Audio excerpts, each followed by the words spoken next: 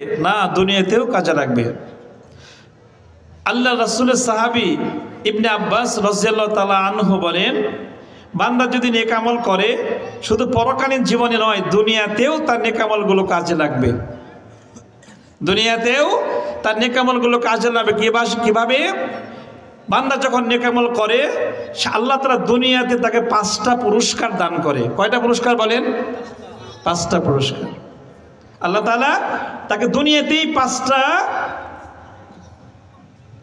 মর্যাদা দান করে, 5টা প্রতিদান দেন। 1 নাম্বার, ক্বালা ইবনে আব্বাস রাদিয়াল্লাহু তাআলা আনহু, ইন্না লিল হাসানাতি জিয়াআন লিল ওয়াজহি।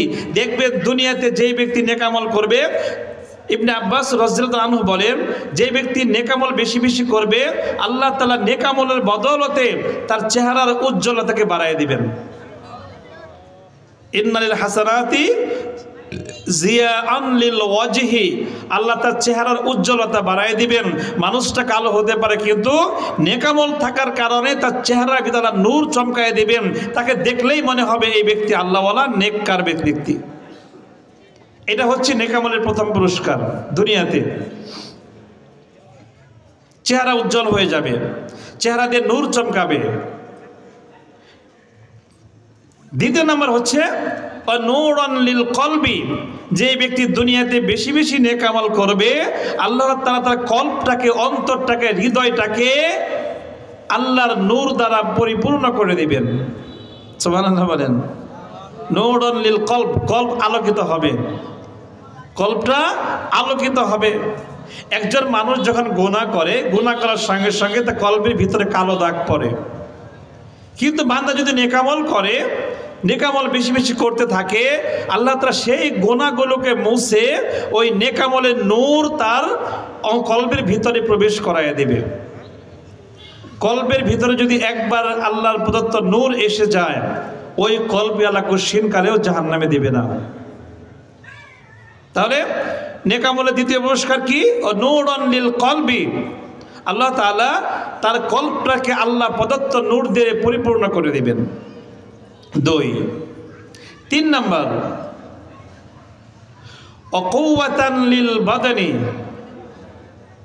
আল্লাহ তাআলা ওই ব্যক্তিরা দুর্বল হতে পারে, জীর্ণ শীর্ণ হতে পারে, ক্ষীণাকৃতি হতে পারে, আল্লাহ তাআলা তার শরীরের ভিতরে আল্লাহ প্রদত্ত শক্তি দান করবে।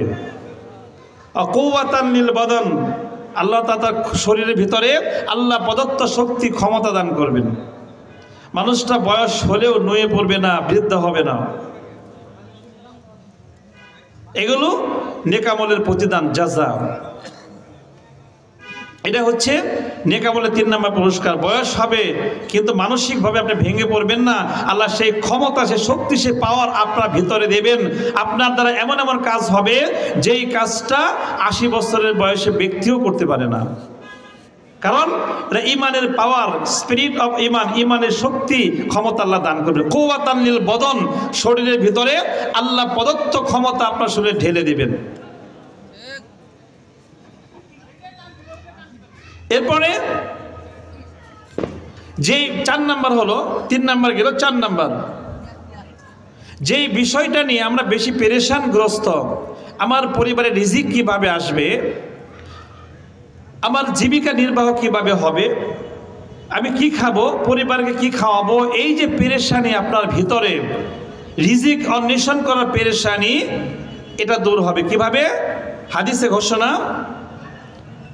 ওয়াসাআতান ফির রিজক, যেই ব্যক্তি বেশি বেশি নেক আমল করবে আল্লাহ তাআলা তার রিজিকের মধ্যে বরকত দান করবেন।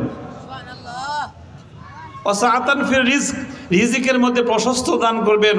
অল্প কামাইলেও দেখবেন পরিবারের ভিতরে শান্তি থাকবে, স্বামী স্ত্রী মহাব্বত থাকবে, বাপ ছেলে মেয়ে মহাব্বত থাকবে, পরিবারের ভিতরে ভালোবাসা থাকবে। কারণ আপনি যে রিজিকটা খাইতেছে সেই রিজিকটা হচ্ছে আল্লাহ প্রদত্ত বরকতপূর্ণ রিজিক। আল্লাহ ওই রিজিকের মধ্যে বরকত দান করবেন, প্রশস্ত দান করবেন, ওয়াসাআত দান করবেন। এই জন্য অবশ্যই আপনাকে নেক আমল করা দরকার। নেক আমল করবেন না, রিজিক খাবেন কিন্তু রিজিকে বরকত হবে না।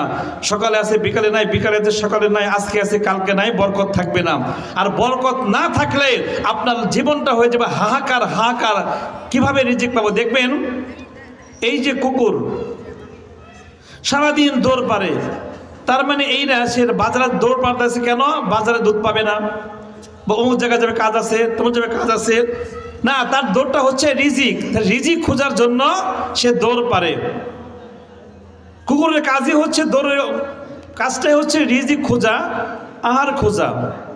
তো কোনো ব্যক্তি যখন এভাবে নেকামলকে ছেড়ে দিবে, নেকামলের ধারে কাছেও যাবে না, সেই ব্যক্তি সেই চার পাই পশু কুকুরের মধ্যে দৌড় পারবে, কিন্তু তার রিজিকের মধ্যে কোনো বরকত হবে না।